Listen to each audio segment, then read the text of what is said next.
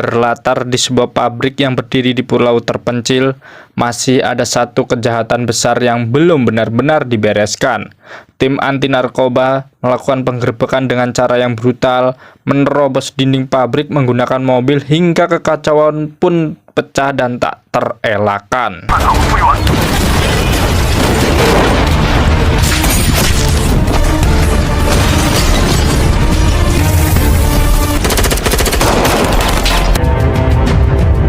Berlokasi di pesisir pantai selatan, kita sebut saja namanya Zero, terlihat sigap mengendalikan drone saat polisi memerintahkan seluruh pengunjung menjauh karena operasi penangkapan akan dimulai. Targetnya adalah bos narkoba bernama Lee yang tanpa disangka merupakan ayah kandung Zero sendiri. Begitu drone meledak di tengah kerumunan, Lee langsung paham itu adalah sinyal dari putranya dan memilih kabur sebelum polisi menemukannya.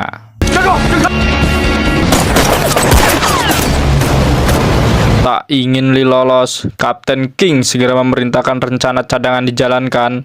Pengejaran pun dimulai, sopir pun mengemudi tanpa memikirkan risiko. Bahkan rela menghantamkan mobil demi menghentikan targetnya. Dan saat itulah semuanya berubah.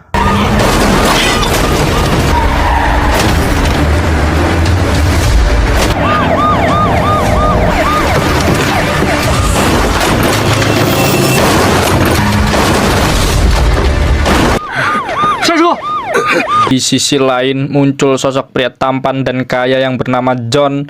Dalam perjalanannya, John menerima telepon dari King yang mengabarkan bahwa ia tak bisa menjemputnya di pelabuhan. Situasi mendesak membuat John meminta titik lokasi akurat langsung dari ponsel King. Saat tiba di lokasi, John melihat kerumunan warga yang panik. Seorang pria mengacukan pisau, mengancam siapa saja di sekitarnya. Menyadari ada korban yang terluka, John dengan berani menerobos dari pintu belakang dan meminta korban menyelamatkan dirinya. Pria bersenjata itu pun berhasil dilumpuhkan, disambut tepuk tangan oleh warga. Namun ketika John lengah, seseorang menepuk bahunya dari belakang dan refleks John pun langsung membantingnya. Dan ternyata itu adalah King. Wang Dui, 没事吧? Singkat cerita, John sedang bertugas melakukan pengawasan di sebuah bar. Sepulang dari toilet, ia bertemu seorang wanita bernama Lia yang terlihat gelisah saat diminta menunjukkan kartu identitas. Merasa ada yang mencurigakan, John langsung membawa Lia ke kantor polisi.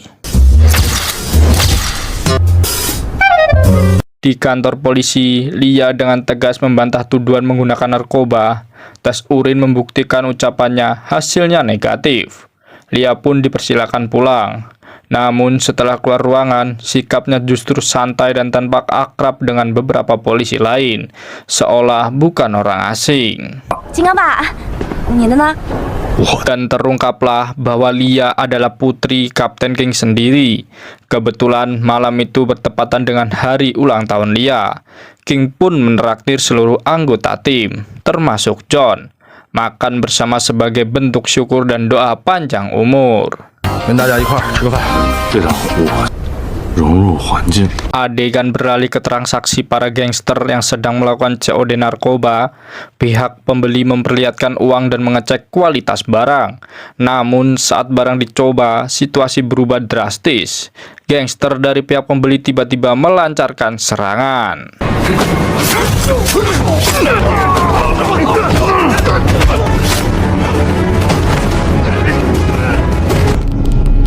Pertarungan pun berlangsung sengit cukup lama, hingga muncul seorang pria misterius yang tanpa ragu menghabisi mereka semua. Ia mengambil uang dan barang, lalu pergi meninggalkan lokasi dengan tenang seolah tak terjadi apa-apa. Di rumah, pria misterius itu menyimpan hasil rampasannya. Ia membuka kulkas dan meneguk sebotol air dengan santai. Identitasnya pun terungkap, dialah Zero.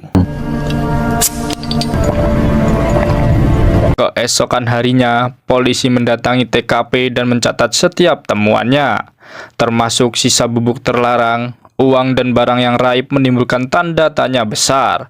John mulai curiga bahwa ada pihak ketiga yang menyerang para gangster dan membawa kabur semuanya malam itu. 别动， 现场除了买卖双方之外， 很有可能就 Sementara itu, Tono si bos narkoba yang transaksinya gagal mengetahui bahwa Zero adalah pelakunya. Diliputi amarah, Tono melampiaskannya dengan menyiksa anak buah yang dicurigai berkhianat. Anak buah Tono bergerak dan menyerang Zero. Di saat bersamaan, John dan King tiba di sekitar rumah Zero. Mereka melihat seorang pria terjatuh dari lantai atas. Jejak darah mengarah ke dalam rumah Zero dan mereka pun mengikuti jejak itu.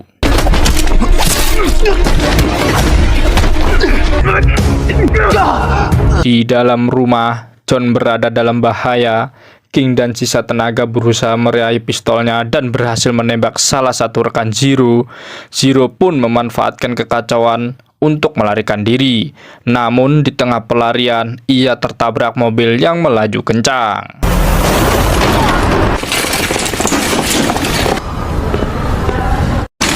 Tabrakan itu ternyata disengaja oleh anak buah Tono. Tujuannya agar Zero mengembalikan uang dan barang curian. Tanpa rasa bersalah, Zero justru mengejek kualitas barang Tono dan menawarkan kerjasama sebagai pembuat narkoba. Seorang wanita peracik merasa tersaingi. Dengan emosi memuncak, ia menyuntikkan cairan racikannya ke tubuh Zero.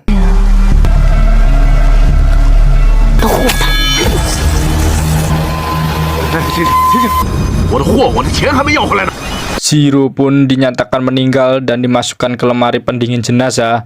Namun secara mengejutkan, ia hidup kembali dan berhasil keluar.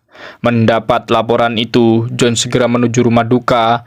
Dalam perjalanan, ia menerima telepon dari Zero yang menolak menyerahkan diri dan justru menawarkan bantuan untuk menjatuhkan Tono. 你想干什么？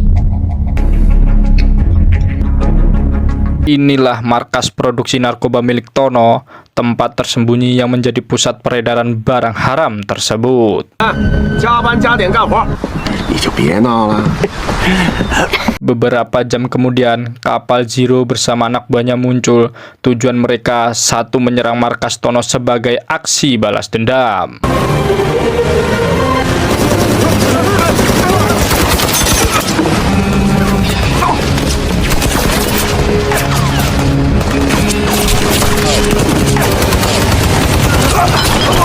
Tono pun terkejut bukan main melihat Zero masih hidup. Amarah Zero yang memuncak tak terbendung lagi. Tanpa ragu, ia menghabisi Tono beserta wanita peracik itu.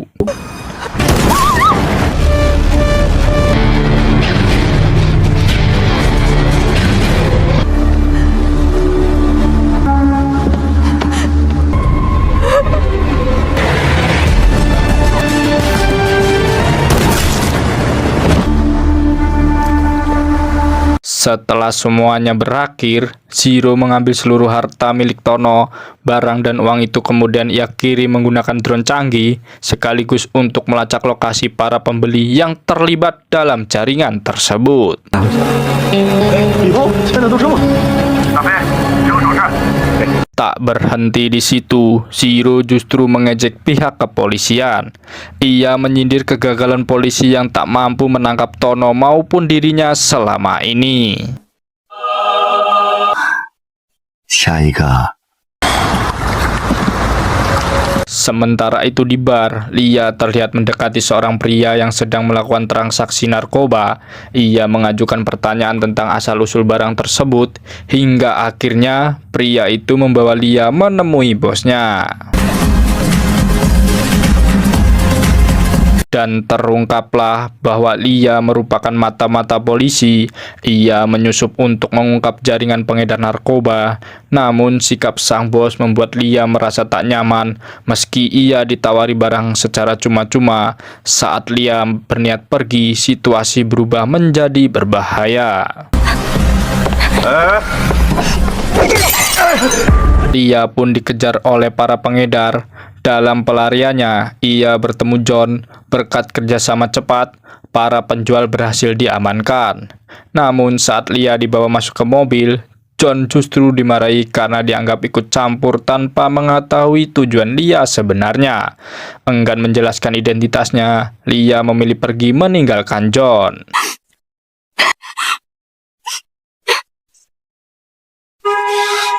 Beberapa jam kemudian, drone milik Zero ternyata telah mengikuti Lia sejak lama. Mendapat laporan tersebut, Zero langsung memerintahkan anak buahnya untuk menculik Lia. Di sisi lain, John menerima laporan dari dokter rumah sakit. Seorang pasien meninggal dengan sejenis narkoba baru di dalam tubuhnya. Kasus serupa sudah terjadi 3 kali sebelumnya. Dokter meminta John menyelidiki asal-usul barang tersebut. John pun memerintahkan 2 rekannya memantau drone misterius yang selalu muncul tepat pukul 2 siang. Tak lama itu, drone itu berhasil dipaksa mendarat. Setelah sistemnya dibobol, ditemukan lokasi yang diyakini sebagai markas pengedar. 现在转投了新吴， 无人岛。 Di tengah kesibukan, John menyempatkan diri menjenguk King yang masih dirawat di rumah sakit. Ia menceritakan bahwa Lia hampir menjadi korban kekerasan saat penyamaran di bar. King pun menjelaskan masa kecil Lia serta kehidupan kedua orang tuanya. Sejak lama, Lia memang sering membantu polisi dalam operasi penangkapan pengedar dan pecandu. 我先走了。啥？听懂了没有？ Dari hasil penyelidikan, polisi akhirnya menemukan fakta penting. Zero adalah otak di balik transaksi narkoba berbasis drone. Ia bukan hanya pengedar, tapi juga produsen. Mengetahui pengiriman bahan baku selalu dilakukan sore hari, John menyusup dengan cara yang ekstrim, menyamar sebagai drum bahan baku. Saat situasi aman, ia keluar dan memasang beberapa CCTV agar pusat komando dapat memantau lokasi.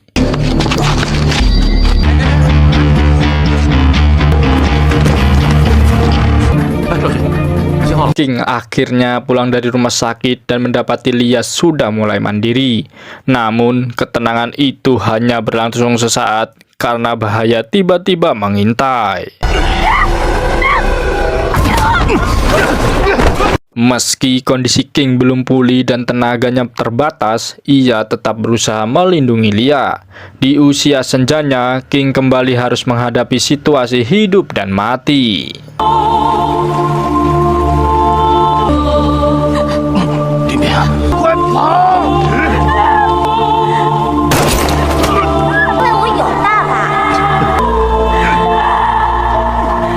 Polisi pun bergerak menuju lokasi Zero. Namun di perjalanan, rombongan dihadang puluhan drone kecil bermuatan bom.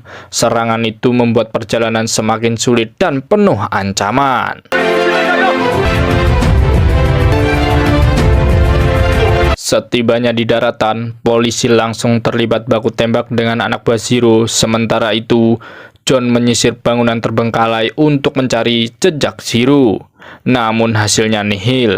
Setelah situasi terkendali, John menerima kabar buruk King tewas dan Lia diculik.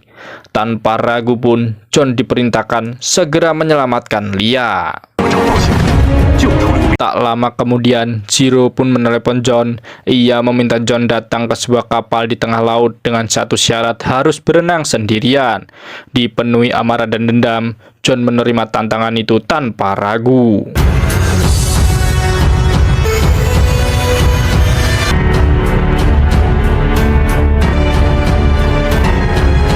Setelah berjam-jam berenang, John akhirnya mencapai kapal dalam kondisi hampir pingsan.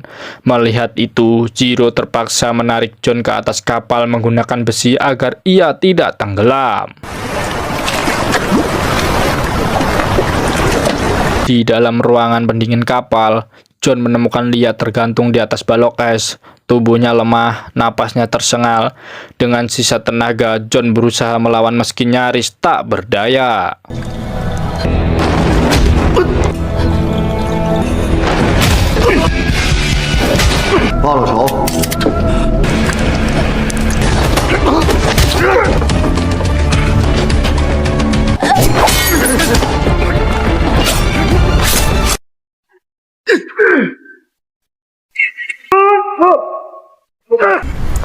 Pada akhirnya, John berhasil menaklukkan Zero dan menyelamatkan Lia.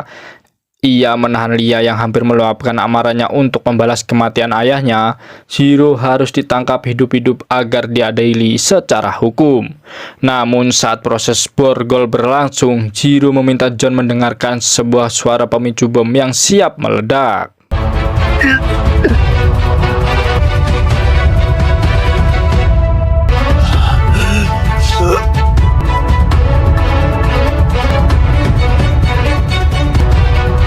Beberapa hari setelah kejadian, seluruh anggota kepolisian menggelar upacara penghormatan.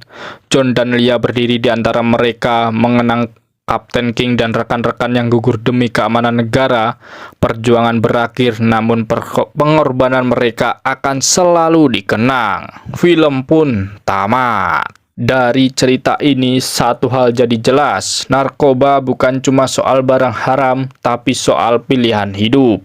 Zero membuktikan niat baik nggak pernah bisa menebus cara yang salah. Dan Kapten King mengingatkan kita, hukum boleh berat, tapi prinsip nggak bisa ditawar.